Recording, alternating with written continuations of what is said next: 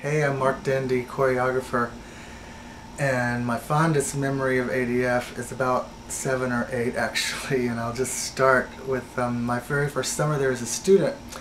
I became the assistant of a lady named Klarna Pinska who taught the old Dendy technique at 8:15 in the morning, and I had to go by her apartment and carry the tape recorder to class and all the silks that we used from those beautiful posing dances of the early 1900s, and it was really a gift to go back that far and learn that stuff. But she was a little crazy and she couldn't hear very well, and so what she thought was her soft voice was actually very loud, and she used to tell that she made some girls cry. She used to say if they weren't performing enough, she'd say, "Get out of the kitchen and come on to the stage!"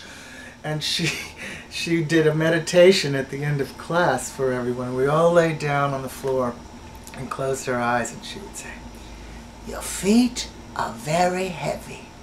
They're not heavy anymore. Let go! Let go! Let go! And float far away. Your knees are heavy." All the way up the body, every body part. And at the end of it she said, "Roll yourself over into the fetal position, roll yourself back, close your eyes, do the prayer over your heart and say, 'Peace of myself and peace of the earth.' That's it. Class over." So she was funny, and she taught us those great dances, and I learned, I reconstructed Canosienne, one of Ted Shawn's famous solos, to Satie, and she loved it and loved that I had done that. And then it came time to teach the Notch dance, which was one of Miss Ruth's solos. And I said, "Can I please learn it? Can I please learn it?" And she said, "Yes, but you can never perform it, unless of course it's in a private male bar." But I love her. Anyway, that was Klarna. And my first experience of like doing something really strange and really kind of that I had never done before or been exposed to was an Anna Halpern workshop, which was all very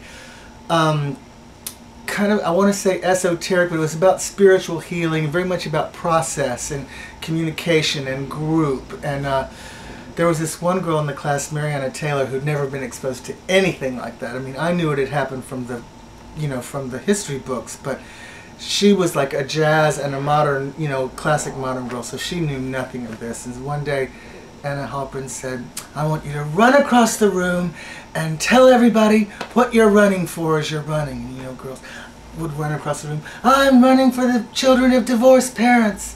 And someone would run across the room, "I'm running for the victims of abortion," or "I'm running for children who are starving." And it came to Mariana Taylor, she goes, "I'm running for the door." She ran out the door because she just didn't know what was going on. So that was funny.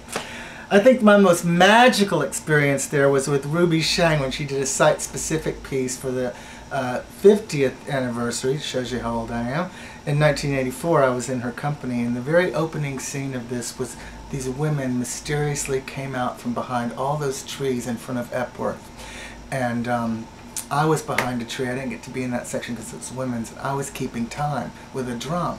And so nobody could see me, and the audience couldn't hear the drum because it was way back there with the trees, and the audience was standing far away. And it was humid all that day, and the forecast was for rain, and we were just praying that it wouldn't rain. It was a little overcast, so we were going to do it anyway. And the first thing was, it was like beat, beat, beat for preparation, and the women did 1, 2, 3, out, and they looked up like that. And it was like 8 women. So that happened, the beat, beat, beat.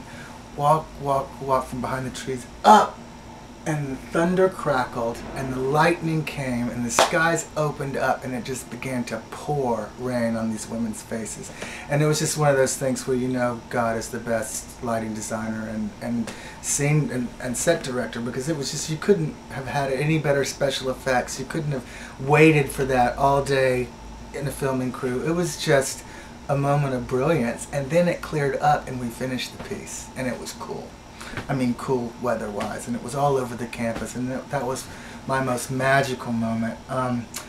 My unmagical moments were throwing a trash can up in the air to catch it and Pouquet's piece swept away, and I couldn't see because of the lights, and this bump right here, many stitches in the hospital room. Thank goodness we were at Duke.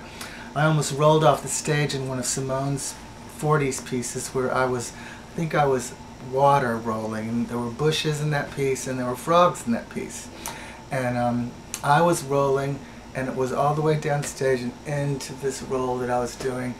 And I was getting ready to roll into the pit, and all of a sudden I heard this voice, "Mark! Mark!" And it was Linda Tarnay in the wings. "You're about to roll off the stage!" So she saved my life. The best gift of ADF was having Larry Kegwood in my repertoire class for the Volkswagen piece in Reynolds Theater. And we became collaborators, and he was a joy in my life, and we had a wonderful time making work together.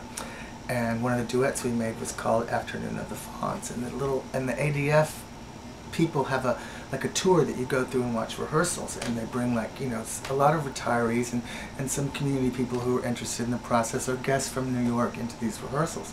Larry and I were running Afternoon of the Fawns, which is a very homoerotic dance between two men. And so we were at this, you know, very touchy-feely moment in the dance, and I heard this lady whisper to her husband, "Why are those two men dancing that way?" There was a big pause, and he goes, "They're brothers, Margaret." So if that was funny, I remember that. And then my very favorite thing that I love to do at ADF is what I call to get Charles, which means some kind of a plant in the audience, or some kind of an interruption in my show that everybody thinks is real for a second, and they kind of don't know what to do, but I'm always looking at his face when it first happens. And the one that was the best was when we got in cahoots with the house manager, and I was interning as a prostitute, hooker, transvestite in the audience, and, you know, having a fight with the box office person. "Let me in, da da da da da," and all this, and she was saying, and she's really good at it. She was like, "You cannot come in, you have to pay for a ticket," and it was a big argument, and Charles turns around, he's like, "Who's you know, just you could see this look on his face, like, "Who's interrupting Mark Dendy's piece?" And, you know, and he was about to come up the aisle, and all of a sudden this smile on Stephanie's face was like, she knew first. I think she told Charles, or else Charles got it late. But it was like, for those 4 seconds that Charles didn't know what was going on, that was worth that whole show. Anyway, those are my fondest memories of ADF.